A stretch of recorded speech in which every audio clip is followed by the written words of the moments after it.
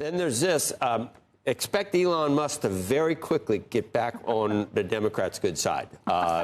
They're going to be talking about what a great man he is saving the planet because he's blasting Trump's signature tax and spending bill that was recently passed by the House. In a post on his X social media network, Musk said, "I'm sorry, but I just can't stand it anymore. This massive, outrageous, pork-filled congressional spending bill is a disgusting abomination. Shame on those who voted for it. You know what you did is wrong. You know it." Since that message, Musk has also posted or reposted a number of comments criticizing big government spending. At one point, he said, "In November next year, we fire all politicians who betrayed the American people." President Trump hasn't weighed in on Musk's comments, but the White House press secretary said Trump already knows Musk's stance on the bill, and he's still sticking with it. A source familiar with the relationship between Musk and President Trump tells NBC News several factors are likely, but yeah, I can think of one really big factor behind his venting, including that the spending bill doesn't contain EV tax credits, and it gets rid of a lot of the green subsidies from the Biden administration. I mean, that's what Speaker Johnson said yesterday. I don't know if that's the case or if this is. No, it is the case. They're gone. I don't know if that's why he's mad, though. I think he's probably mad because this is Doge. He spent all this time there. They're going to do the rescission bill for the $9 billion they got. They're going to try and do it. I can understand Elon Musk being ticked off that he was in there doing Doge for months of his daily. This is. I don't know why you're suddenly turning on Elon Musk. I'm not turning on him. I'm not turning on him. Sounds like it. Did you read his quotes?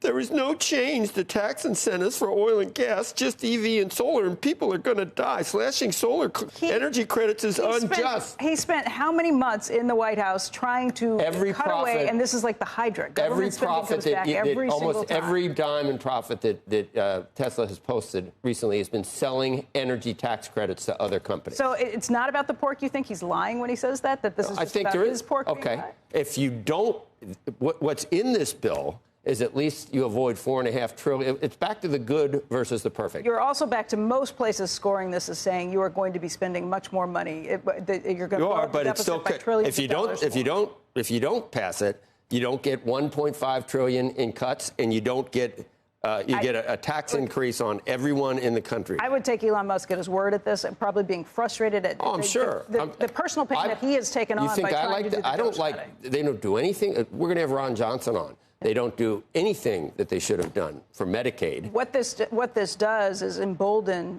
Mike Lee and Ron Johnson and Rand Paul and any other senators who are saying we want to see more cuts before this goes back. Well, you either don't want the pork or you do want the pork. And he can't just pick and choose. This pork is good. The pork that benefits him is good. The pork that benefits others. Maybe he wants the other pork he goes on to say benefits his competitors. Nothing is done to, yeah, I'm sure. Nothing is done to oil and gas, he says. And all oil and gas is getting is the same depreciation all managers are getting. Yeah, I mean, we'll talk to Ron Johnson.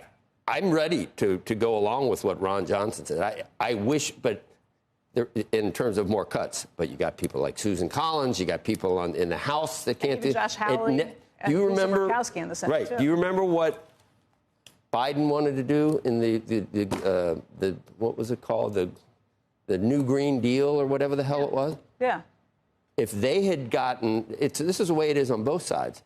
Without Joe Manchin and Kirsten Sinema, it would have been it just would have been 10 times the size. Now the Republicans are in it.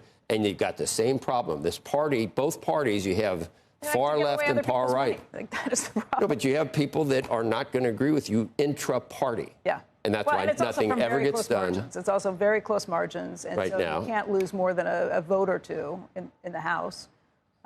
People would say that's what they had planned when they put it out this way. Big things are hard to get done. And then you got 2 years for the House. So the minute you get in to do something, then you're basically handcuffed by trying to get reelected. But look, this is not just an extension of the 2017 tax cuts. President Trump has expanded it in lots of populist ways to try and make sure that people who are getting tax cuts on everything from tips to overtime to Social Security payments. So this is not just an extension. There's plenty of things that you could get rid of some of that stuff. You could get rid of the salt cap at 40. You could get rid of that. You could get rid of it. It's not perfect, obviously, but if you don't do it, it's not good. And I don't know, just to be carping about pork and then in the next sentence to say, but my pork is, I need. But to hear what he said, I can understand his frustration, right? He's in there looking for $100 billion to cut here, $100 billion to cut there. It's supposed to be $1 trillion, and we're down, it's $9 billion? And every time you slice something off, it's like the Hydra and the head grows back. You don't want to slice anything. Every time they slice... I do think they need to. Look, I think we need the Simpson bowls. Absolutely. But you immediately, anything with research, you think that every dime that they need... Not every dime, but does it need to be cut 50%? I'm not sure what needs. I'm not sure how you cut anything, but just like anything else, everybody's got their own sacred cows that they don't want touched. I think you can look through this, and I think there's a lot of stuff you could cut out of. Honestly, I think a Simpson Bowl style sit down, and by the way, President Obama did not take the vote on the Simpson Bowls. It was not mandatory for what went through with that. That was a huge problem with it. You have people like Bono and Bill Gates saying that the slight cuts in USAID are going to kill millions of people and have already killed millions of people.